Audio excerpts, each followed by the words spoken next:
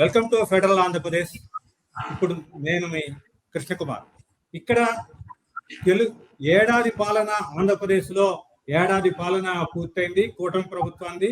ఇప్పుడు కూటమి ప్రభుత్వం ఏడాది పాలన విషయాన్ని అట్లుంచితే మనం జనసేనని ఒక ప్రత్యేకంగా చూడాల్సిన అవసరం ఉంది.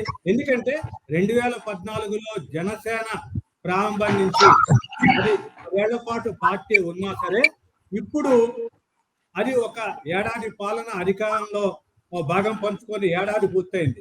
కాబట్టి జనసేన తెలుగుదేశం పరిస్థితి ఏ విధంగా ఉంది అంటే కూటమి యొక్క ఐక్యత ఏ విధంగా ఉంది, జనసేనని ప్రసన్నం చేసుకోవటానికి తెలుగుదేశం ఇంకా ప్రయత్నిస్తుందా అనే ఒక అనుమానాలు అయితే అందరిలో కనిపిస్తున్నాయి. ఎందుకంటే ఇక్కడ జనసేన అంటే ఉప ముఖ్యమంత్రిగా పవన్ కళ్యాణ్ చేస్తున్న కార్యక్రమాలు కానీ ఇవన్నీ కూడా ఒక ప్రభుత్వానికి ఒక మంచి పేరు తీసుకొచ్చే పరిస్థితిలోనే ఉన్నాయి. కాకపోతే ఇక్కడ తెలుగుదేశం పూర్తిగా జనసేన మీద ఆధారపడింది అనే ఒక పరిస్థితి అయితే ఉంది. దాని మీద పూర్తిగా మాట్లాడటానికి మనతో పాటు ఈ చర్చలో పాల్గొనడానికి కంచెల్ల విజయభాస్కర్ గారు టీడీపీ సీనియర్ లీడర్ ఉన్నారు.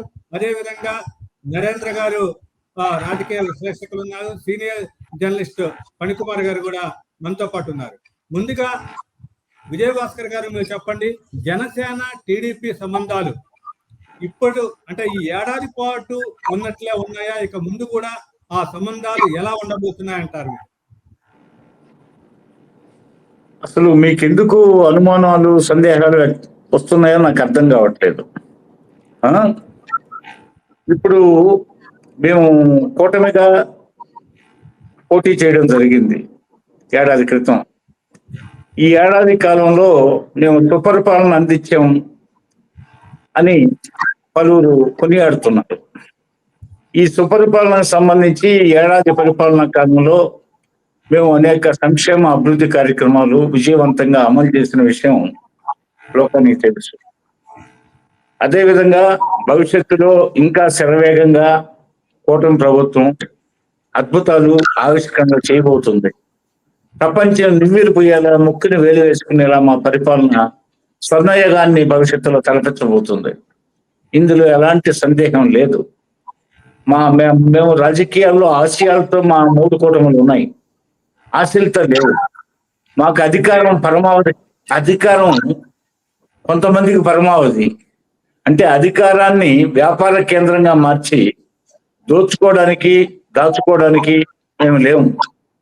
అది 5 సంవత్సరాల కాలం ఆ విధంగా ప్రవర్తించిన దుష్ట శక్తుల్ని ప్రజలు నివ్వెరపోయేలాగా ప్రతిపక్ష స్థానం కూడా ఇవ్వకుండా కూర్చోబెట్టిన విషయం మీకు తెలిసిన విషయం. కాబట్టి మేము ఉన్నత ఆశయాలతో మా 3 పార్టీలు కూటమిగా ఏర్పడి సుపరిపాలన అందించి నిన్నటికి ఏడాది పూర్తయింది. మరి ఆ పరిస్థితుల్లో తెలుగుదేశం పార్టీ అయితేమి, బీజేపీ అయితేమి, జనసేన అయితేమి చట్టాపట్టాలు వేసుకొని పరుగులు తీస్తున్నాయి ఏది సుపరిపాలనలో ముందుండాలని. కాబట్టి ఆ కేంద్రంలో మేము మిత్రపక్షంగా ఉన్నటువంటి కేంద్రంలో కూడా మోడీ గారి నాయకత్వంలో అద్భుతంగా ప్రపంచ దేశాలను ముక్కుని వేలు వేసుకునేలా నిన్న 48 hours లో ఏ విధంగా పాకిస్తాన్ ని మట్టి కనిపించింది అందరికి తెలుసు. అదేవిధంగా విజయభాస్కర్ గారు అదంట్లా ఉంచితే మొత్తం కూడా పవన్ కళ్యాణ్ ని ప్రసన్నం చేసుకోవటం కోసమే ఇంకా కూడా ఏడాది పూర్తయినా సరే ఇంకా కూడా ప్రసన్నం చేసుకునే దిశగానే తెలుగుదేశం సంకేతాలు వెళ్తున్నాయి. ఇప్పుడు రీసెంట్ గా ఏడాది సుపరిపాలన పూర్తయిన సందర్భంగా కూడా ఇక్కడ తెలుగుదేశం అఫీషియల్ ఫేస్బుక్ ట్విట్టర్ లో కూడా పవన్ కళ్యాణ్ ఫోటోని పెట్టుకున్నారు. అంటే ఒక పార్టీ ఫేస్బుక్ హెడర్ లో ఇంకో పార్టీ లీడర్ని పెట్టుకోవాల్సిన అవసరం లేదు. పెడితే 3 కూటమిదే పెట్టామంటే 3 పార్టీలతో కూడా పెట్టాల్సిన అవసరం ఉంది. కానీ పవన్ కళ్యాణ్ పెట్టుకున్నారు. దాన్ని మీరు ఏ విధంగా సమర్థించుకుంటారు? సమర్థించుకోవడం ఏముంది, అది తెలుగుదేశం తన పార్టీ అధికారిక ఫేస్బుక్ పేజీలో ఆ, ఆ పేజీలో సుపరిపాలనలో ఏడాది కాలం అనే శీర్షికన మా పార్టీ మూల పురుషుడు నందమూరి తారక రామారావు గారి ఫోటో, అదేవిధంగా జాతీయ అధ్యక్షుడు చంద్రబాబు నాయుడు గారి ఫోటో, అదేవిధంగా రాష్ట్ర అధ్యక్షులు పల్లా శ్రీనివాసరావు గారి ఫోటో, అదేవిధంగా జనసేన అధినేత పవన్ కళ్యాణ్ గారి ఫోటో ముద్రించారు. అయితే ఒక్క కూటమి ప్రభుత్వం కదా, మరి ఒక పవన్ కళ్యాణ్ ని ప్రసన్నం చేసుకోవడానికి మీరు ఈ విధంగా ఆయన ఒక్కడి ఫోటో పెట్టారు నేను అర్థంలో మాట్లాడుతున్నాను. కాదు, మీరు మీ కోణం అది. కానీ పార్టీ తన అధికారిక ఫేస్బుక్ పేజీలో సుపరిపాలనలో ఏడాది అనే శీర్షికను మీరు మర్చిపోతున్నారు.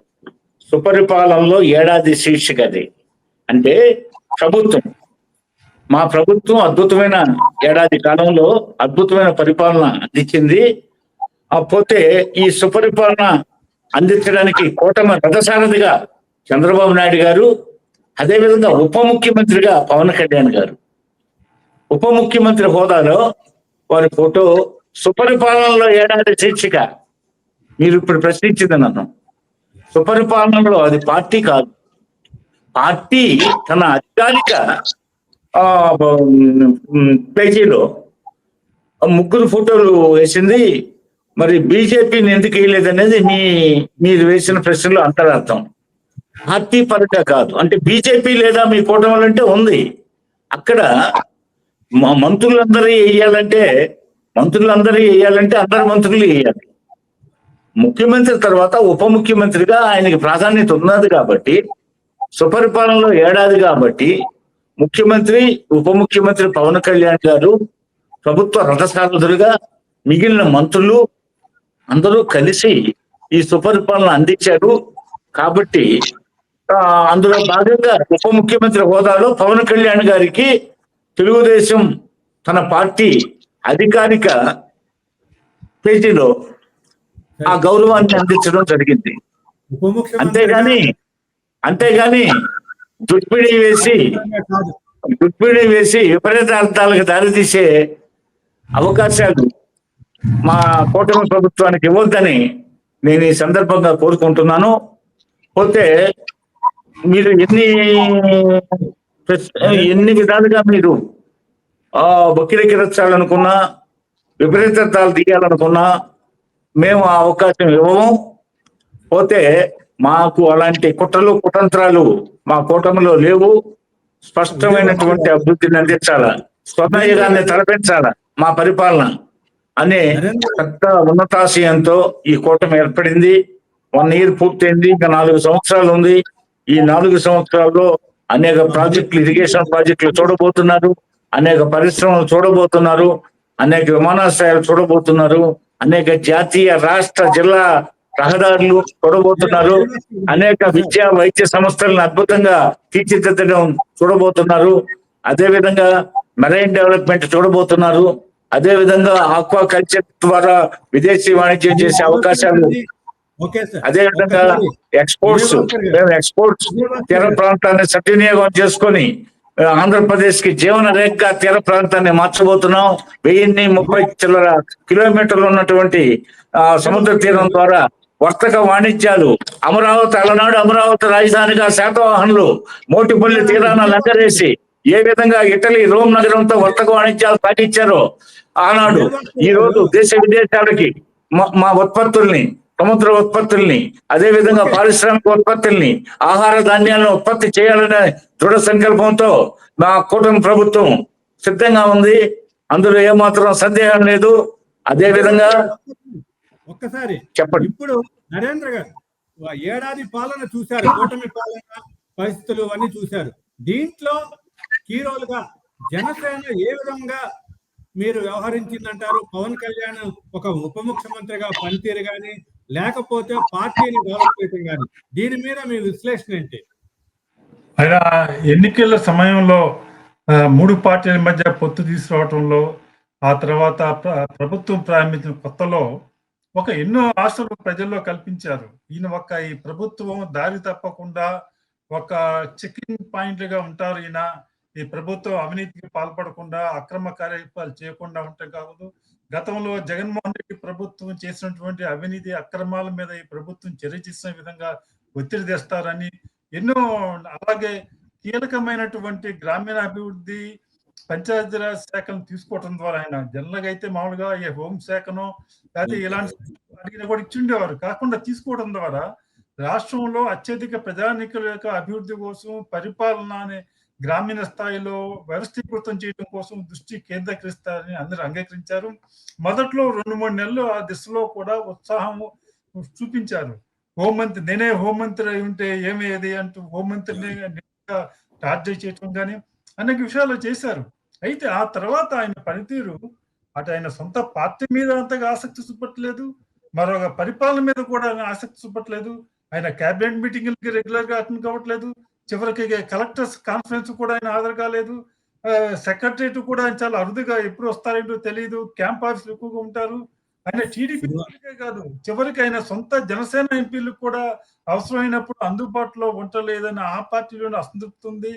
ఆయన ఒక స్పష్టమైనటువంటి విధానాలు కానీ ప్రభుత్వం ముందు ఉంచడంలో, ప్రభుత్వం యొక్క అటు ఇటు అడుగులు వేస్తుంటే దాన్ని అరికట్టడంలో, ఒక జగన్మోహన్ రెడ్డి మీద విశాఖపట్నంలో జనసేన యొక్క కార్పొరేటరే ఒక మాజీ ప్రభుత్వ ప్రధాన కార్యదర్శి కొన్ని 100 ఎకరాలు అక్రమంగా అక్కడ బినామీ పేరుతో కొనుగోలు చేస్తారని ఆధారాలతో సహా ఆరోపణలు చేస్తే, మా ప్రభుత్వం రంగాన్ని మేము దాని మీద విచారణ చేస్తాం అని సవాలు చేస్తే, దాని మీద టీడీపీ నాయకులు కూడా విమర్శలు చేస్తే, తీరా ప్రభుత్వం ఇచ్చిన తర్వాత కార్పొరేటర్ నోరు ముయించారు. ప్రభుత్వం పట్టించుకోవట్లే, కనీసం ఒక విచారణ కూడా ఈ ప్రభుత్వం జరగట్లేదు. ఈ విధంగా అనేకమైనటువంటి అవినీతి కేవలం కొద్ది మంది వైసీపీ నాయకుల మీద టార్గెట్ చేయడం తప్పితే, గత ప్రభుత్వంలో అవినీతి అక్రమాలకు పాల్పడిన అనేక మంది మీద ఈ ప్రభుత్వం రాజ్యం అవలంబిస్తుంటే ఈయన పట్టించుకోవట్లేదు. ఈయన రెగ్యులర్ గా అసలు ప్రభుత్వ కార్యక్రమాలకి ఈయన అంత గతంలో వల్ల యాక్టివ్ చూపించలేదు. ఒకసారి అన్ని పంచాయతీల్లో కలిసి ఒకే రోజు గ్రామ సభలు జరపడం ద్వారా రికార్డు సృష్టించారని ప్రశంసలు పొందారు. కొన్ని గ్రామీణ ప్రాంతాల్లో, గిరిజన ప్రాంతాల్లో రోడ్లు వేయించడంలో, ఎన్నికల సమయంలో హామీలు నెరవేర్చడంలో ఆసక్తి చూపించి క్రియాశీలంగా వ్యవహరించారు. ఈ విధంగా చేసినట్టే క్రమంగా జిల్లాల చేసి తన శాఖల సమీక్ష కూడా చేయట్లేదు. ప్రభుత్వ పరంగా ఆయన చేస్తున్న పనులు అయితే అందరూ మెచ్చుకుంటున్నారు కానీ, పార్టీ పరంగా కానీ మిగతా మొత్తం తెలుగుదేశం అంటే ప్రభుత్వ పరం కూడా ఆయన అంతగా ఆసక్తి చూపట్లేదు. ఆయన కొంతకాలం పార్ట్ టైం పొలిటీషియన్ లాగా ఉంటారు, పార్ట్ టైం మంత్రిగా ఉంటారు, సినిమా యాక్టర్ లాగా ఉంటున్నారు. ఆయన ఒకసారి కూడా మొదలు పెట్టారు, ఇంకోసారి సనాతన ఉంటారు. ఇవన్నీ కూడా ఒక నిబద్ధత గాని, ఒక స్థిరమైనటువంటి విధానం కానీ, వ్యవహారం కానీ కనిపించట్లేదని చెప్పాలి. ఫణికుమార్ గారు, మీరు అది ఇప్పుడు పవన్ కళ్యాణ్ ఇప్పుడు మా ఇంతకు ముందు విపరీతంగా అంటే తిరుపతి లడ్డు వ్యవహారం కానీ ఇదంతా కూడా జరిగినప్పుడు, ఈ లడ్డీ కల్తీ వ్యవహారం కానీ, ఈ మొత్తం నేనే ఒక హిందుత్వ భావాన్ని మోస్తున్నాను అనే, సనాతన ధర్మాన్ని మోస్తున్నాను అనే రీతిలో స్టేట్మెంట్స్ ఇవ్వటం జరిగింది. ఇప్పుడు ఈ మధ్య కాలంలో అవన్నీ కూడా తగ్గించేయటం, తరువాత సినిమాలు మొదలు పెట్టడం, ఇవన్నీ చూస్తే మిగతా ఇంకో వైపేమో పార్టీ పరంగా నేతలు అంటే జనసేన పరంగా కొంతమంది నేతలు కూడా తమకి తగిన ప్రాధాన్యత లభించడం లేదు ప్రభుత్వంలో అనే ఒక అసంతృప్తి కూడా ఉన్నారు. దాని మీద ఒక సీనియర్ జర్నలిస్ట్ గా మీరు ఏమి భవిష్యత్తులో పవన్ కళ్యాణ్ తీసుకోబోయే అడుగు ఏ విధంగా ఉంటుందంటారు? అందరికి నమస్కారం అండి. ఇక్కడ గమనించాల్సింది ఏంటంటే, పవన్ కళ్యాణ్ మొదటి నుంచి కూడా చంచల స్వభావం. ఆయన ఏ విషయంలోనూ ఒక స్థిరంగా నిలబడడు, ఒక స్థిరాభిప్రాయంతో ఉండడు. అతను పవన్ కళ్యాణ్ మీద ఒక 3-4 పాత్రలు పోషించాల్సింది ఉంది. జనసేన పార్టీ అధ్యక్షుడిగా, పిఠాపురం ఎమ్మెల్యేగా, మంత్రి, డిప్యూటీ సీఎంగా ఇన్ని పాత్రలు పోషించాల్సిన ఆయన ఎక్కడ కూడా తన పాత్రలకు పూర్తి న్యాయం చేయలేడు. అరాకొరా చేసి పెడతాడు. పార్టీ అధ్యక్షుడిగా పార్టీ నిర్మాణం కోసం పనిచేయటం లేదు. ఎమ్మెల్యేగా పిఠాపురం సమస్యలు పట్టించుకోవటం లేదు. మంత్రి, డిప్యూటీ సీఎం హోదాల్లో ఏమన్నా రాష్ట్ర వ్యాప్తంగా పర్యటనలు చేస్తూ ఏదన్నా లా అండ్ ఆర్డర్ కానీ ఇంకోటి ఏదన్నా కానీ ఏమన్నా చూస్తున్నాడా అంటే అవి చూడటం లేదు. సినిమాలు ఏమన్నా సక్రమంగా చేస్తున్నా అంటే అవి చేయటం లేదు. ఆయన అన్ని గాలి కుదిరి పెడుతున్నాడు. రేపు ఏదైనా ఇప్పుడు కూటమికి ప్లస్ కన్నా మైనస్ ఎక్కువ ఉంది జనాల్లో ఈ ఏడాది పాలనలో. ఇందులో సగభాగం పవన్ కళ్యాణ్ మీద కూడా ఉంది బాధ్యత. ఎందుకంటే కాపులు టీడీపీకి కానీ లేకపోతే కూటమికి కానీ ఓట్లు వేశారంటే అది పవన్ ని చూసి వేశారు, అంతేకాని చంద్రబాబుని చూసో బీజేపీని చూసో వేయలేదు. వాళ్ళందరికీ ఓట్లు వేసి గెలిపించిన కాపులకి వాళ్ళందరికీ పవనే జవాబుదారి. వాళ్ళకి దొరకటం లేదు, వాళ్ళకి సమాధానాలు చెప్పటం లేదు అతను ఏ విషయంలో కూడా. కాబట్టి అతన్ని నమ్ముకోవటం అనేది ఒక పెద్ద సమస్య వీళ్ళకి ఎప్పటికైనా కానీ. ఇక టీడీపీ వెబ్సైట్ లో పవన్ కళ్యాణ్ ఫోటో అంటే చంద్రబాబు నాయుడు పవన్ తప్ప వేరే దిక్కు లేదు. ఎందుకంటే బీజేపీ వాళ్ళు ఎప్పుడు ఎట్లా నిర్ణయం తీసుకుంటారో ఎవరు ఊహించలేరు. కాబట్టి చంద్రబాబు చెప్పు చేతుల్లో ఉండేది ఒక పవనే కాబట్టి పవన్ ఫోటోని పెట్టుకుని వాళ్ళు ఫోకస్ చేసుకుంటున్నారు. అంతకంటే ఏం లేదు, పవన్ తమ గుప్పిట్లో నుంచి బయటకు పోకుండా. విజయభాస్కర్ గారు దీని మీద అసలు అంటే పవన్ కళ్యాణ్ అని చూసి అట బూచిగా కనిపిస్తున్నాడా పవన్ కళ్యాణ్? ఎందుకు అంటే మీ పార్టీ నుంచి ఇక్కడ లోకేష్ ని వర్కింగ్ ప్రెసిడెంట్ చేయాలని కానీ ఉప ముఖ్యమంత్రిని చేయాలని కానీ పూర్తి స్థాయిలో ఒక డిమాండ్ ఉంది.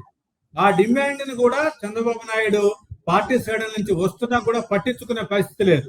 దీనికి అంటే ఇది ఏమన్నా సరే లోకేష్ కి ఏదైనా అధికారం ఇస్తే అంటే అధికారాలు హోదాలు పెంచితే ఆ వాక్యూమ్ మిగతా పవన్ కళ్యాణ్ హట్ అవుతాడు అనే భావం చంద్రబాబు నాయుడులో మీ నాయకుల్లో ఉందనుకుంటున్నారా? అసలు అలా ఎవరన్నా ఆలోచిస్తే అది పొరపాటు. ప్రతి పార్టీకి అంతర్గత విషయాలు ఉంటాయి, ప్రతి కుటుంబానికి అంతర్గత విషయాలు ఉన్నట్టు ప్రతి రాజకీయ పార్టీకి అంతర్గత విషయాలు ఉంటాయి. మా తెలుగుదేశం పార్టీ ఇది 43 సంవత్సరాలు వసంతాలు పూర్తి చేసుకున్న పార్టీ.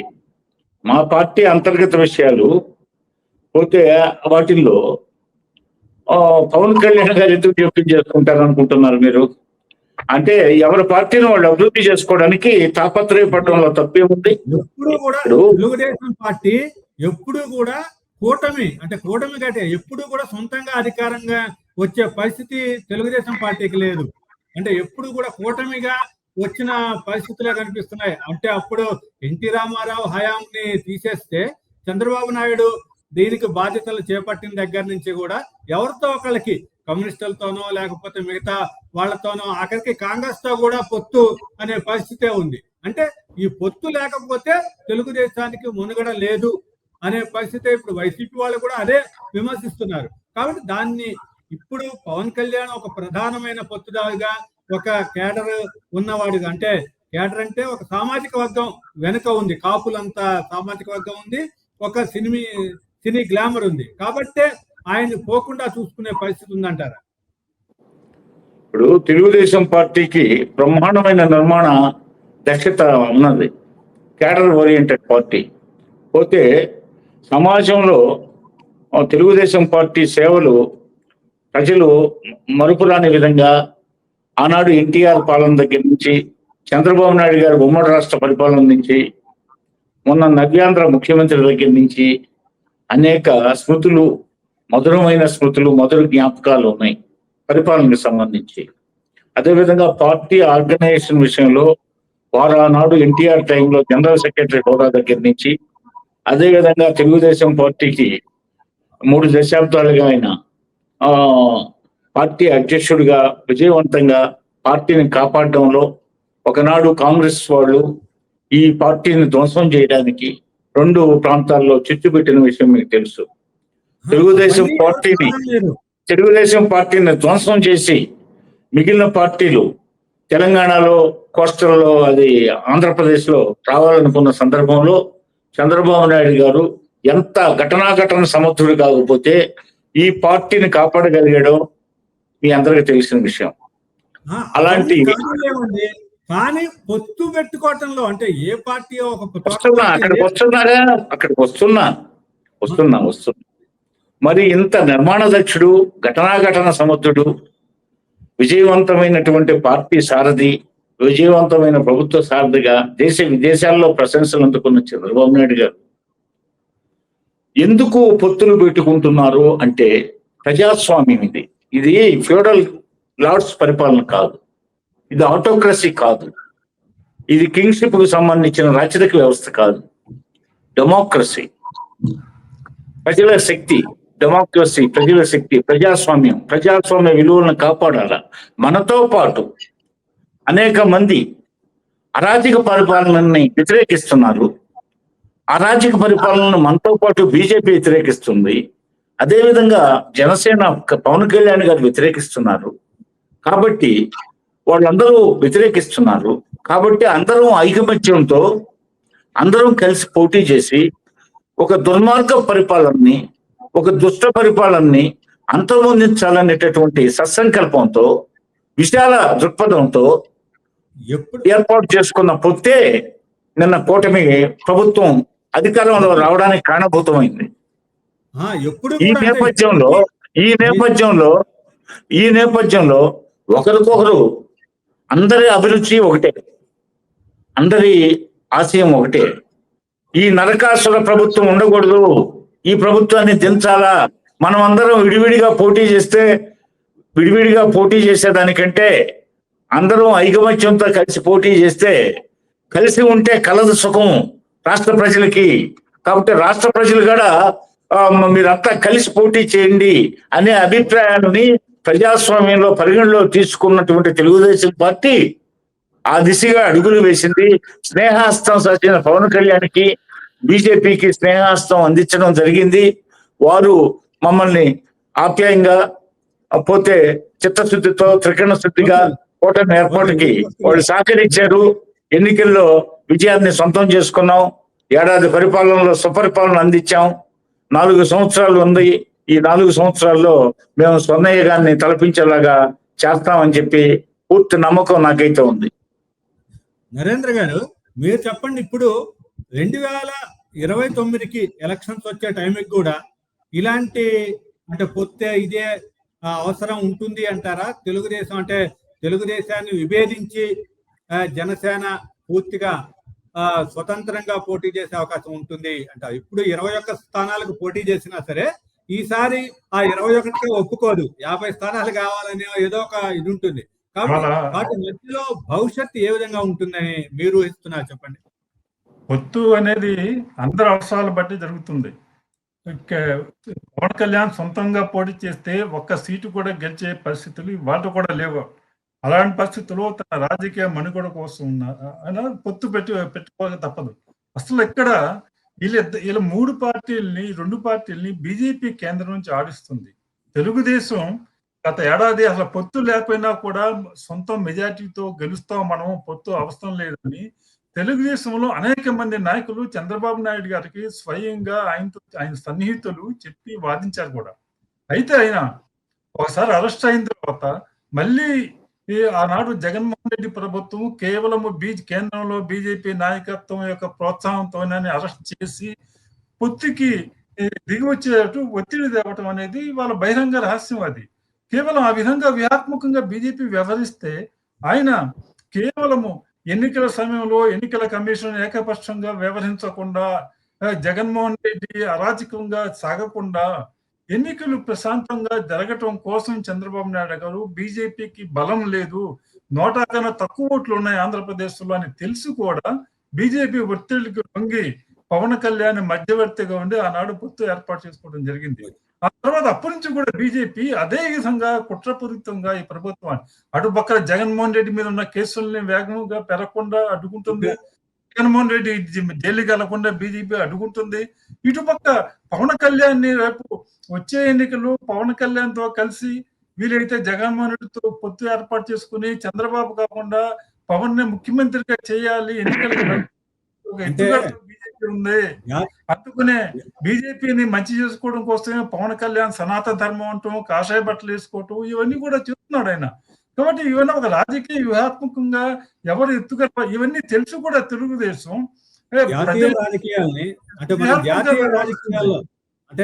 జాతీయ రాజకీయాలను పరిశీలిస్తే బీజేపీ ఒక వైఖరి అనేది మిగతా అన్ని రాష్ట్రాల్లో పొత్తు పెట్టుకున్నా సరే ఆ పొత్తు పెట్టిన పార్టీనే అణగదొక్కి అది అధికారంలోకి రావటము అనే సిద్ధాంతాన్ని చూస్తూనే ఉన్నాం. ఆ బీజేపీ ఎక్కడ ఎవరితో పొత్తు పెట్టుకున్నా కూడా వాళ్ళతో కలిసి వస్తుంది అనే నమ్మకం అయితే లేదు. వాళ్ళకి అలాంటి దాన్ని ఏపీలో బీజేపీకి ఏ విధంగా ఉంటే ముందుకు పోతుందా, లేకపోతే ఈ జనసేనే పూర్తిగా బీజేపీకి అండగా ఉండేలాగా చూసుకుంటారంటారా? చూడాలి. ఇప్పుడు జనసేనకి క్షేత్రస్థాయిలో బలమైన నిర్మాణం కానీ వ్యవస్థలు కానీ లేవు. వాళ్ళ ఎమ్మెల్యేలో సగం మంది కనీసం ఇతర పార్టీ నుంచి వచ్చిన వాళ్ళెవరు కూడా జనసేన పట్ల నాయకులకు ఎదిగిన వాళ్ళు కాదు వాళ్ళు.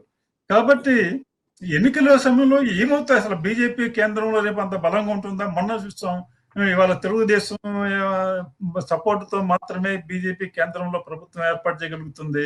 ఏ విధంగా పరిస్థితి మారుతాయనేది ఇప్పుడు రాజకీయాలు ఇంకా 4 ఏళ్ళు ఉంది, ఇప్పుడు చెప్పలేము. అయితే దానికోసం ఎవరు ఎత్తుకొని వాళ్ళకుంటే తెలుగుదేశం కూడా ఇవన్నీ తెలిసినప్పుడు కూడా వ్యూహాత్మకంగా ఇప్పుడు ఎమ్మటే సమస్యలు తెచ్చుకోకుండా ఉండటం కోసం చేస్తుంది.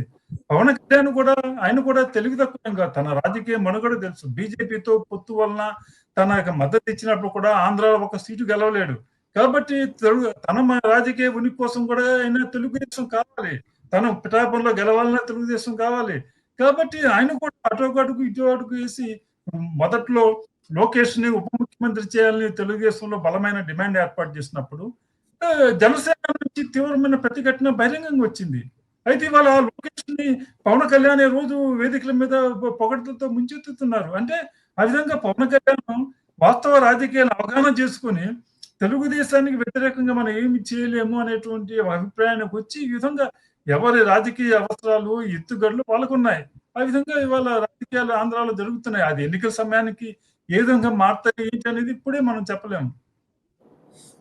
పణికుమార్ గారు, ఇక్కడ మనం చూసినట్టయితే జనసేన ఎమ్మెల్యేల మీద, అంటే ఎమ్మెల్యేల పనితీరు ఎలా ఉంది ఏంటి అనే దాని మీద ఒక పార్టీ అధినేతగా పవన్ కళ్యాణ్ ఒక రిపోర్ట్లు తెప్పించుకుంటున్నాడు. వాళ్ళందరికీ కూడా సరిగ్గా, అంటే మనం పరిపాలనలో చెడ్డ పేరు తేకూడదు, ప్రజల్లో తేకూడదు అని చెప్తున్నాడు. వాళ్ళ మీద క్రమశిక్షణ చర్యలు తీసుకుంటామని చెప్తున్నాడు అనేది వాళ్ళు పార్టీ అంతర్గతంగా చెప్తున్నమాట. అయితే అదే దిశలో వాళ్ళ నుంచి కూడా అసంతృప్తి ఉంది. మాకు తగిన ప్రాధాన్యత ప్రభుత్వంలో లభించటం లేదు, తెలుగుదేశం వాళ్ళే డామినేట్ చేస్తున్నారు అనే ఉంది. అంటే పార్టీ క్యాడర్ ని దీన్ని కూడా పట్టించుకోకుండా తన శాఖ వ్యవహారాలు ఇవన్నీ కూడా పవన్ కళ్యాణ్ చూస్తున్నారు. కాబట్టి దాన్ని ఏ విధంగా, అంటే పార్టీ వాళ్ళ అసంతృప్తి పెరిగే అవకాశం ఉంటుందా, లేకపోతే ఒక జర్నలిస్ట్ గా మీ అభిప్రాయం చెప్పండి. జనసేన పార్టీని ఎమ్మెల్యేలను పవన్ కళ్యాణ్ గాలికి వదిలిపెట్టాడు ఆయన. ఎందుకంటే ఇప్పుడు ఏడాది అయితే 2 సార్లు 3 సార్లు మాత్రమే ఎమ్మెల్యేలతో మీటింగ్ పెట్టాడు, అంతకుమించి పెట్టలేదు. ఆయన పెట్టిన 2 సార్లు మీటింగుల్లో కూడా పేరున పిలిచి అందరి మీద బాగా వాయించాడు ఆయన. మీకు నియోజకవర్గాలు తిరగట్లేదు, మీరు భూ కబ్జాలకు పాల్పడుతున్నారు, దందాలు చేస్తున్నారు, కమిషన్లు తీసుకుంటున్నారని చెడ్డ పేరు వస్తుందని అన్నాడు 2 సార్లు కూడా. దానివల్ల ఏమైందంటే ఎమ్మెల్యేలు పవన్ కలవడానికి ఇష్టపడటం లేదు, పవన్ ఎమ్మెల్యేలు పిలిపించుకుని మాట్లాడడానికి ఆయన ఇష్టపడటం లేదు. ఇప్పుడు విచిత్రం ఏంటంటే ఎమ్మెల్యేలకే పవన్ కళ్యాణ్ ఇంటర్వ్యూ దొరకటం లేదు, జనసేన ఎమ్మెల్యేలకి. నియోజకవర్గాల్లో ఎమ్మెల్యే ఎవరైనా సమస్యలు వచ్చి పవన్ కళ్యాణ్ కలవాలి, మమ్మల్ని తీసుకెళ్ళండి అని ఎమ్మెల్యేలను అడిగితే పవన్ దగ్గరికి తీసుకుపోయిన సీన్ మాకు లేదు, మీరు ఏదైనా ఉంటే వేరే మార్గం చూసుకోవడం ఓపెన్ గా చెప్పేస్తున్నారు వాళ్ళు. దీనికి కారణం ఏంటంటే వచ్చేసారి కూటమి గెలవదు అని ఒక అభిప్రాయము, తమకి టికెట్లు ఇవ్వదు, ఇచ్చినా మనం గెలవము అనేది జనసేన ఎమ్మెల్యేలో బాగా ఉంది. ఈ మధ్య ఒక సర్వేలో 21 మంది ఎమ్మెల్యేల మీద సర్వే చేస్తే 17 మంది ఓడిపోతారని వచ్చింది అని ప్రచారం బాగా జరుగుతోంది, అన్నిట్లోనూ కనబడుతోంది ప్రచారం సర్వే అనేది. సో ఇటువంటి పరిస్థితుల్లో ఎమ్మెల్యేలని పవన్ కలవట్లేదు, పవన్ కలవడానికి ఎమ్మెల్యేలు ఇష్టపడటం లేదు, ఆ ఎంపీలు అట్లనే తయారయ్యారు మొత్తం మీద. ఇప్పుడు జనసేన అధికార ప్రతినిధులు కానీ వీళ్ళంతా కూడా చెప్పే మాట ఏంటంటే, ఇక్కడ మాకు ఒక లీడర్ అనేవాడు జనసేనకి పవన్ కళ్యాణే మొత్తం సర్వం పార్టీకి, ఆయనకే జనాకర్షణ ఉంది. కాబట్టి వీళ్ళు మీరు పార్టీని డెవలప్ చేసుకోవటం లేదు, పార్టీ క్యాడర్ డెవలప్ చేసుకోకపోతే మొత్తం కూడా పార్టీ భవిష్యత్తు ఉండదు అనే వాదన్ని తెచ్చేదంతా కూడా ఫేక్. మాకు ఎప్పుడు కూడా బలహీనమైనా కూడా మా నేత అనేది కూడా వాళ్ళు క్లియర్ కట్ గా చెప్తున్నారు. అవును, అది కరెక్టే. ఎలక్షన్స్ మునుపు చంద్రబాబు నాయుడు గారు ఏం చెప్పారు, మనం ఒంటరిగా పోటీ చేస్తే మళ్ళీ జగనే గెలుస్తాడని ఆయనే చెప్పాడు చంద్రబాబు నాయుడే. పవన్ ఏమన్నాడు, మనం విడివిడిగా పోటీ చేస్తే మనకు వీరస్వర్గం తప్పదని పవన్ అన్నాడు. అంటే అర్థం ఏంటి, విడివిడిగా పోటీ చేసి ఎవరు గెలవమని ఇద్దరికి తెలుసు, చంద్రబాబుకి పవన్కి ఇద్దరికి తెలుసు. రేపైనా పరిస్థితి ఇట్లనే ఉంటుంది వీళ్ళు విడివిడిగా కనుక పోటీ చేస్తే. ఏదో ఒక బూచునో లేకపోతే జగన్ భయం వల్ల వీళ్ళు కలిసి ఉన్నారు తప్పితే వీళ్ళ మీద ఒకళ్ళకి ఏమీ అభిమానం లేదు, ఒక కామన్ కాజు లేదు వీళ్ళిద్దరికి. అందరికీ కామన్ సమస్య ఏంటంటే జగన్మోహన్ రెడ్డి, అంతే వీళ్ళకి. దాన్ని అడ్డం పెట్టుకుని ఇప్పుడు పవన్ చరిష్మాతో గెలిచిపోతామంటే మరి 2 చోట్ల ఎందుకు పోయాడు పవన్ కళ్యాణ్? ఓడిపోయాడు కదా. పోటీ చేస్తే ఎంతమంది జనసేనకి ఎంతమందికి డిపాజిట్లు వచ్చినాయి? పవన్ కి తప్ప ఎవరికి డిపాజిట్లు రాలేదు. 130 చోట్ల పోటీ చేస్తే 2019లో ఒక 10,000 20,000 తెచ్చుకున్న వాళ్ళు ఒక 10-12 మంది ఉంటారు. పవన్ కి ఒకటిగా ఒక 40,000-50,000 దాకా ఓట్లు వచ్చినాయి అంతే గాజువాకలో. అంత పవర్ఫుల్ మనిషి ఇది, అంత జనాకర్షణ శక్తి ఉండి అంత గెలిపించుకోగలిగితే మరి 2 చోట్ల ఎందుకు ఓడిపోయాడు ఆయన? రేపు పిఠాపురంలో ఏం జరుగుతుందో చూస్తాం. పార్టీని నిర్మించుకోవాలి, వ్యక్తిగత చరిష్మలు కాదు. ఎన్టీ రామారావు ఓడిపోయాడు, దానికి ఏముంది? రాహుల్ గాంధీ ఓడిపోయారు, అది కాదు. ఇక్కడ పార్టీ నిర్మించుకోవాల్సిన బాధ్యత అధ్యక్షుడి మీద ఉంది. దాన్ని గాలికి వదిలిపెట్టాడు పవన్. అది రేపు అది ఎలక్షన్స్ లో తెలుస్తుంది దీని కథ ఏంటనేది. విజయభాస్కర్ గారు, ఇప్పుడు చెప్పండి. తెలుగుదేశం నాయకులు అంటే క్షేత్రస్థాయిలో చూసినట్టయితే తెలుగుదేశము పైన అంటే ప్రభుత్వ పరంగా కానీ మిగతా ఉన్నత స్థాయిలో కానీ వీటిల్లో తెలుగుదేశము జనసేన మధ్య సంబంధాలు మంచిగా ఉన్నా సరే క్షేత్రస్థాయిలో వాళ్ళ మధ్య విభేదాలు అయితే స్పష్టంగా కనిపిస్తున్నాయి. కొన్ని చోట్ల వాళ్ళ మీద వీళ్ళ మీద వాళ్ళు ఫిర్యాదు చేసుకునే పరిస్థితులు కూడా ఉన్నాయి. అలాంటిది భవిష్యత్తులో మీ బంధం అంటే జనసేనతో మీ బంధం అనేది కంటిన్యూ అవటానికి అవకాశం ఉంది. అంటే మిగతా వాళ్ళు క్షేత్రస్థాయిలో ఎలాంటి మద్దతు ఇలా ఇప్పుడు గతంలో లభించిన మద్దతునే లభిస్తుందని మీరు అనుకుంటున్నారా? మరి తప్పకుండా లభిస్తుంది. అంటే క్షేత్రస్థాయిలో మీరు పేర్కొన్నంత ఎక్కడ ఇది మీరు ఎక్కడ చూడరు. మీరు ఎక్కడో అంటే విపరీత అర్థాలు తీయడానికి దుర్గుని చేస్తే ఇక ఏం చేయాలా? అలాంటి ఎక్కడ క్లాష్ రాలేదు.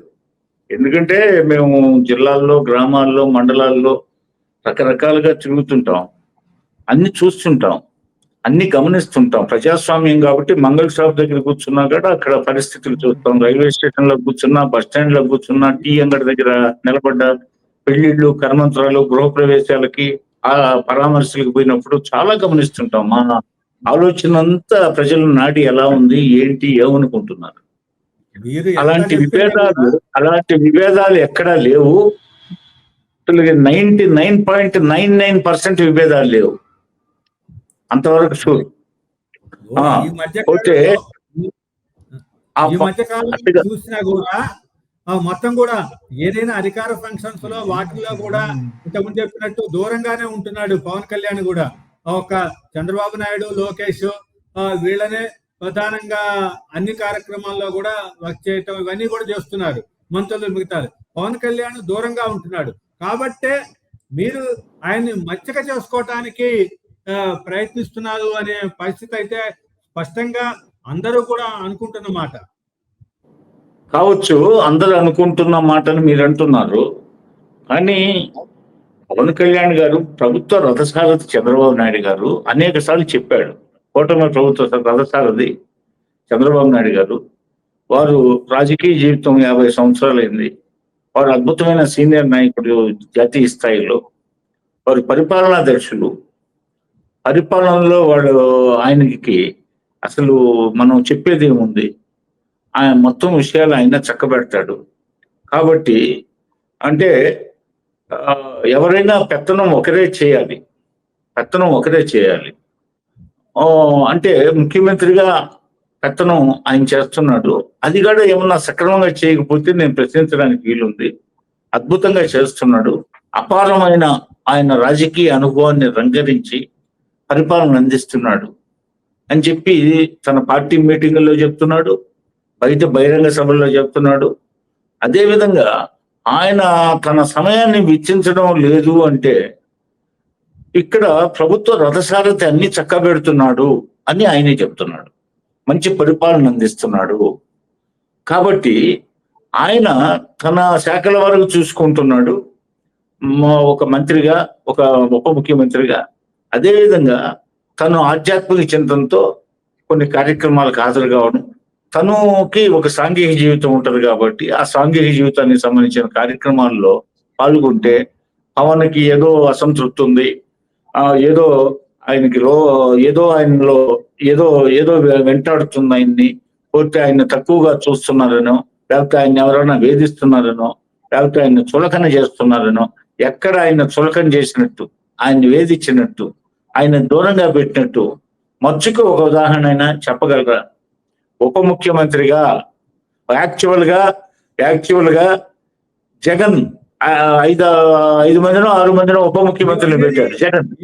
వినండి, జగన్ 5-6 మంది ఉప ముఖ్యమంత్రులు 5 మందినో 6 మందినో పెట్టినట్టు ఉప ముఖ్యమంత్రుల్ని పెడితే వారు మామూలు మంత్రులుగా కొనసాగారే కానీ ఉప ముఖ్యమంత్రులుగా వాళ్ళకి ఇవ్వాల్సిన గౌరవం జగన్మోహన్ రెడ్డి ఇచ్చిన దాఖలాలు ఉన్నాయా?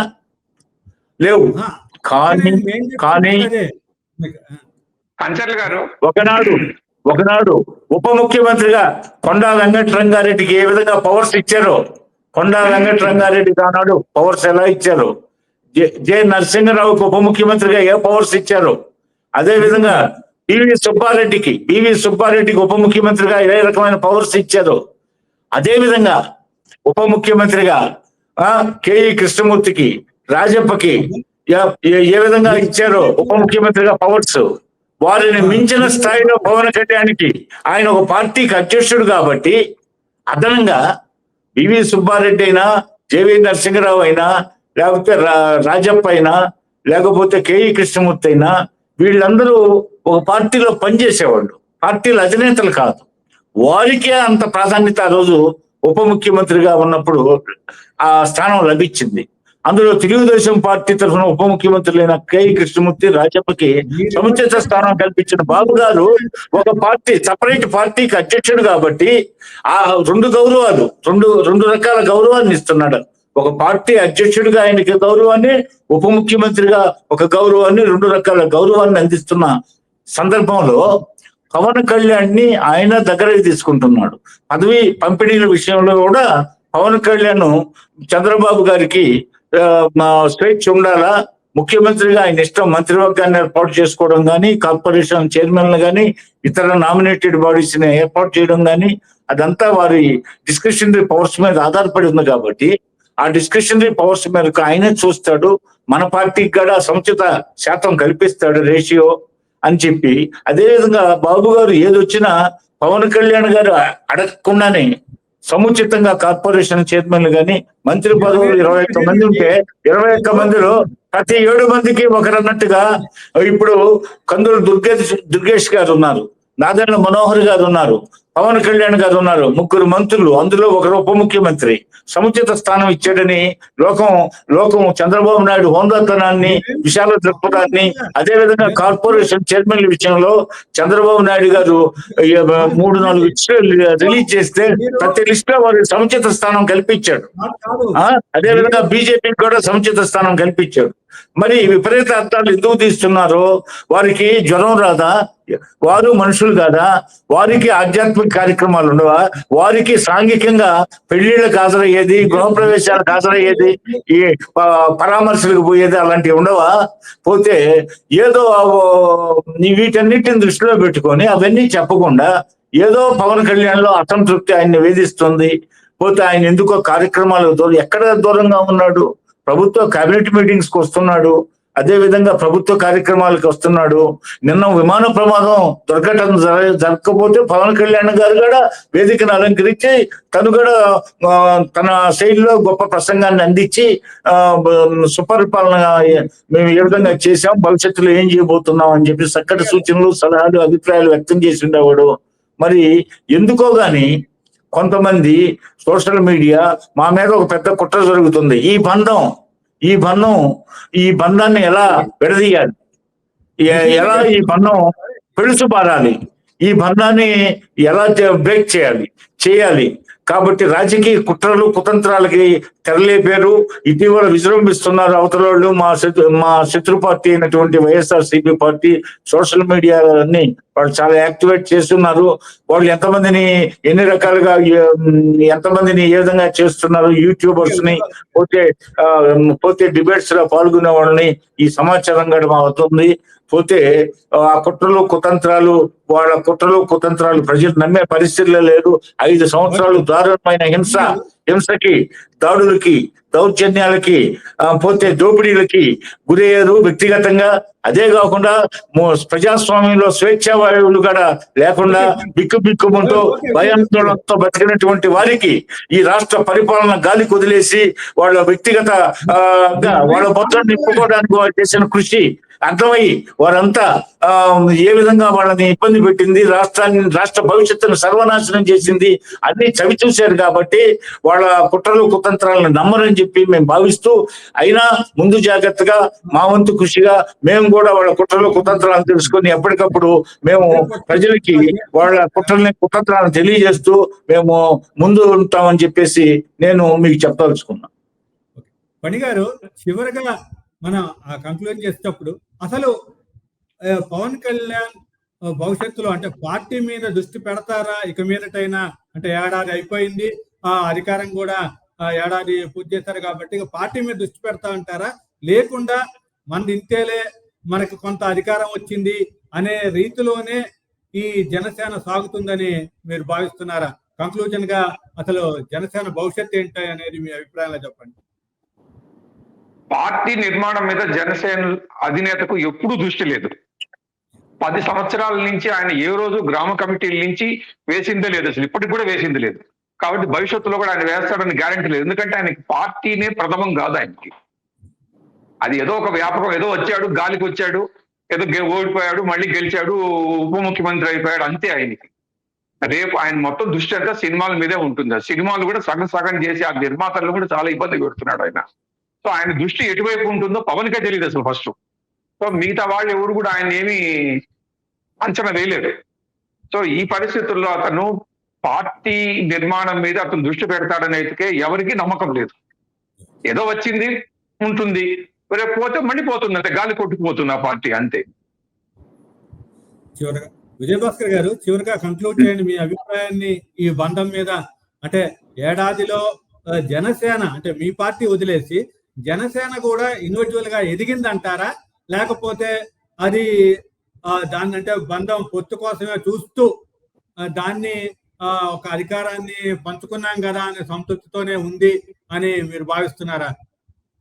కంక్లూడ్ చేస్తూ 2 ముక్కల్లో చెప్పేసి. అంటే పవన్ కళ్యాణ్ గారి సినీ గ్లామరే కాకుండా వారికి ఏదో సమాజం పట్ల వారికి కొన్ని ఆశయాలు ఉన్నాయి. ఆ ఆశయాలతో వారు ఇప్పుడు ఒక శక్తిగా మారుతున్నాడు. పోతే వారి వెనక జనం ఉన్నారు, వారు ప్రజల్లోకి పోతున్నారు, వారు కొంత శక్తిని పుంజుకుంటున్నారు. మరి ప్రజల్లో వారికి కూడా గౌరవమైన స్థానం ఉండాలనే అభిప్రాయం ఉంది. కాబట్టి మనం ఇవన్నీ గ్రహించి మనం వారిని కలుపుకొని వారికి కూడా మనం సముచిత స్థానం అధికారంలోకి వచ్చినప్పుడు కల్పిస్తే బాగుంటుంది కదా అనే ఉన్నతాశయంతో చంద్రబాబు గారు వారిని గుర్తించారు, వారి శక్తిని గుర్తించారు, వారి యొక్క అవసరాన్ని గుర్తించారు.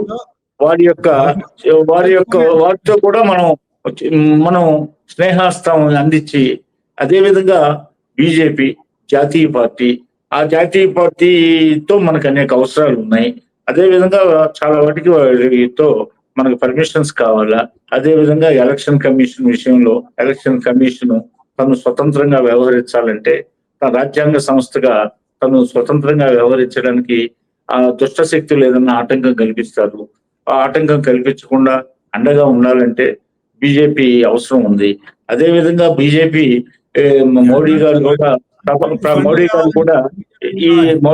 కూడా ఆయన మొత్తం ఆయన ఉన్నతాశయాలతో పయనిస్తున్నారు. కాబట్టి వాటిని కూడా మనం కలుపుకోవాలా. కాబట్టి అందరి అభిరుచులు ఒకటిగా ఉన్నప్పుడు అందరం కలిసి ఐకమత్యంగా ఉమ్మడిగా ప్రయాణిస్తే బాగుంటుంది. కాబట్టి ఒక కూటమిగా ఏర్పడి మనం ఎన్నికల్లో పోటీ చేస్తే విజయం వస్తుందనే సత్సంకల్పంతో ఆ నిర్ణయానికి వచ్చి ఎన్నికల్లో పోటీ చేయడం, అఖండ విజయాన్ని సాధించడం, రికార్డు స్థాయిలో విజయాన్ని అందుకోవడం, పోతే ఈ రోజు ఏడాది పరిపాలన సుపరిపాలనగా పూర్తి చేయడం జరిగింది. కాబట్టి భవిష్యత్తులో మా ప్రయాణం సతత హరితంగా సాగుతుందని, ప్రజలకి 3 పువ్వులు 6 కాయలుగా మా పరిపాలన ఉంటుందని ఘంటాపదంగా చెప్పడానికి నేను ఏమాత్రం సంకోచించడం లేదని నేను మీకు ఈ సందర్భంగా తెలియజేస్తున్నాను. ఓకే, థ్యాంక్ యూ విజయభాస్కర్ గారు, ఫణికుమార్ గారు ఈ చర్చలో పాల్గొన్నందుకు. ఇప్పుడు అంటే జనసేన మొత్తం మీద కూడా ఏడాదిలో మొత్తం ఇంతకు ముందు పరిస్థితుల్ని అధిగమించి పూర్తి స్థాయిలో అధికారంలో భాగం పంచుకుంటూనే రాష్ట్రాభివృద్ధికి దోహదపడుతుంది. అయితే పార్టీ పరంగా దాన్ని అంతగా అభివృద్ధి చేసుకోలేకపోయింది అనేది అయితే అందరూ కూడా అభిప్రాయపడుతున్నారు. ఇక భవిష్యత్తు ఎలా ఉంటుందో మనం భవిష్యత్తులోనే చూద్దాం. పార్టీ జనసేన పరిస్థితి ఏ విధంగా ఉంటుంది అనేది అయితే ఇక ముందు పరిస్థితులు బట్టి చూడాలి.